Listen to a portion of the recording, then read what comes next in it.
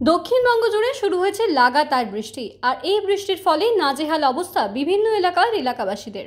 বৃষ্টির কারণে যেমন রাস্তায় রাস্তায় জল জমে যাওয়ার খবর উঠে আসছে, তেমনই রাজ্যের বিভিন্ন জেলার পাশাপাশি এবার মুর্শিদাবাদের সুতির, বহুতারি এবং উমরাপুর দুই এলাকায় আচমকাই জল ঢুকে যাওয়ায় রীতিমতো ব্যাপক চাঞ্চল্য ছড়িয়েছে এলাকায়।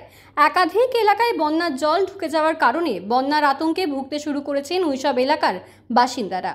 অনেকের বাড়িতেই ঢুকে পড়েছে জল। এই জলের ফলে গ্রামের বেশ কয়েকটি রাস্তাও জলের তলায় চলে গিয়েছে, খুঁজে পাওয়া যাচ্ছে না রাস্তা।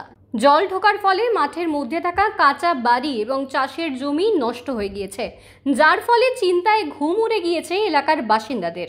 এখনো পর্যন্ত সরকারের পক্ষ থেকে কোনো সাহায্য পায়নি, এমনটাই দাবি এলাকার বাসিন্দাদের।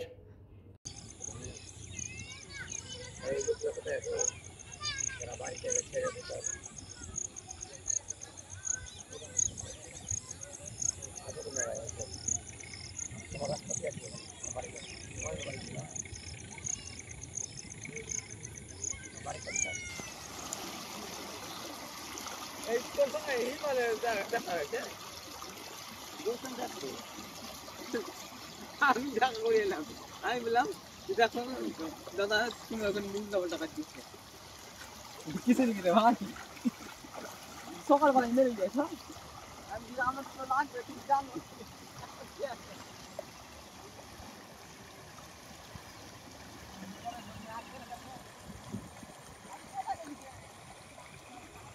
সমস্ত করে চালাচ্ছি, অসুবিধা খুবই হচ্ছে, কি করা যাবে। টাটি পড়ে গেছে, টাটি ছিল তো পড়ে গেছে, মাটি বসে গেছে, টাটি মাটি সব পড়ে গেছে, অসুবিধা খুবই হচ্ছে, রান্না বান্না অসুবিধা হচ্ছে। রাতটা অসুবিধা করে কাটাতে হলো, জলে কি করবো, বসে বসে কাটাতে হলো, কোনো তো উপায় নেই, বসে বসে ই করলাম। আমার নাম পাতাশ্রী মন্ডল, উমরাপুর। সাহায্য পাইনি মা বাবা, কিছু পাইনি। উমরাপুর এলাকার অবস্থা খুব ভালো নয়, কারণ আমাদের চণ্ডীতলা, বাউরিপুনের কিছুটা পার্ট, বাহাগলপুর গ্রামে কিছুটা পার্ট এবং সাহেবপুর গ্রাম, উমরাপুর গ্রাম, যেগুলো মাঠে বাড়ি আছে তারা খুব শোচনীয় অবস্থায় আছে। কারণ এখনও অবধি যা জলের খবর আমার কাছে আছে এবং আমি যা এলাকায় ঘুরে দেখলাম, এখনও জল আমাদের এলাকায় আছে। এবং আজকে যে আবহাওয়া আপনারা দেখছেন, খুব খারাপ আবহাওয়া। আজকে যে বৃষ্টিটা রাতে হয়েছে এবং সারাদিনে মেঘলা অবস্থায় আছে, কখন যে কী হবে বলা মুশকিল। তো এখন অবধি গতকালকে যে জলের পরিমাণটা ছিল কিছুটা আজকে মাঠের দিকে কমেছে, এবং মাঠের যে চাষের যে ক্ষয়ক্ষতি, যারা ধান লাগিয়ে দিয়েছে তাদের ক্ষয়ক্ষতির সম্মুখীন হতে হবে। এবং আমি চাইব যে ব্লক প্রশাসনের মাধ্যমে যে এই ক্ষতিগ্রস্ত চাষিদের দিকে দেখতে, এবং আমরাও যথাসাধ্য চেষ্টা করব যে ক্ষয়ক্ষতি যারা কবলিত হয়েছে তাদের আর্থিক কিছু সাহায্য বা বন্যা কবলিত এলাকায় সরকারি কিছু আর্থিক অনুদান সাহায্যের জন্য আমি আবেদন করব। সকাল থেকে তো বেরিয়েছেন এলাকাতে, সকাল থেকে মোটামুটি 19 নম্বর সংসদ, 18 নম্বর সংসদ, 15 নম্বর সংসদ, এদিকে 10 নম্বর, 8 নম্বর, 4 নম্বর, 5 নম্বর, এই সংসদগুলোর অবস্থা একটু খারাপ। কারণ চণ্ডীতলা গ্রামের জলটা যে আসছে একদম ডাইরেক্ট পাহাড় থেকে নামছে, ওরা একটু বেশি ক্ষয়ক্ষতির সম্মুখীন হবে। এবং তার সঙ্গে সঙ্গে উমরাপুর পশ্চিমপাড়া, সাহেবপুর দক্ষিণপাড়া, পশ্চিম দক্ষিণপাড়া এবং সাহেবপুর পূর্বপাড়া কিছু ক্ষয়ক্ষতি হয়েছে, কিছু বাড়িঘরও নষ্ট হয়েছে। তা আমরা ব্লক প্রশাসনকে খবর দিয়েছি, ব্লক প্রশাসন দেখে কী ব্যবস্থা নেই, আমরাও পঞ্চায়েতের মাধ্যমে কিছু আর্থিক অনুদান বা তিরপলের কিছু ব্যবস্থা করব। গ্রামের পরিস্থিতি খারাপ না, গ্রামে জল ওঠেনি, কিন্তু আমরা যেহেতু চাষি প্রধান এলাকার মানুষ, আমাদের চাষের জমি পুরো নষ্ট হয়ে গেছে। আমরা কিছুদিন আগেই ধান রোপণ করেছি এলাকায়।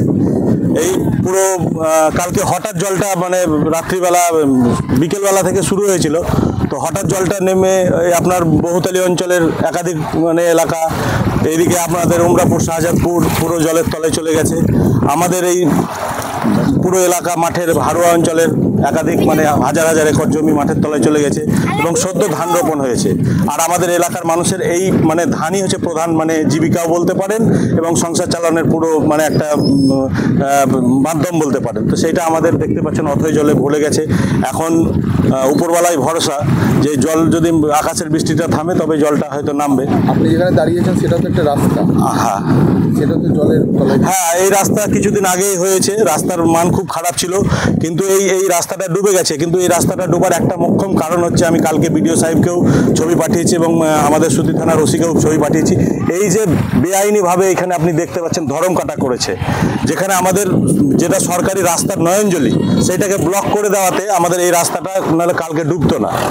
এই রাস্তাটা ডুবার কোনো যুক্তিই ছিল না যদি আমার জলটা এই দিক দিয়ে বেরিয়ে যেতে পারতো। আপনি দেখেন এখানে আপনার মিডিয়া পার্সনকে আমি বলবো যে ওই কালভারটা দেখবেন এবং কালভারটার শেষ মাথায় দেখবেন যে এই ঘর বেআইনিভাবে একটা ধরম কাটা করে বাইরের লোক এখানে ব্যবসা করে আমাদেরকে এই মানে জলের স্রোতটাকে আটকে দিয়েছে।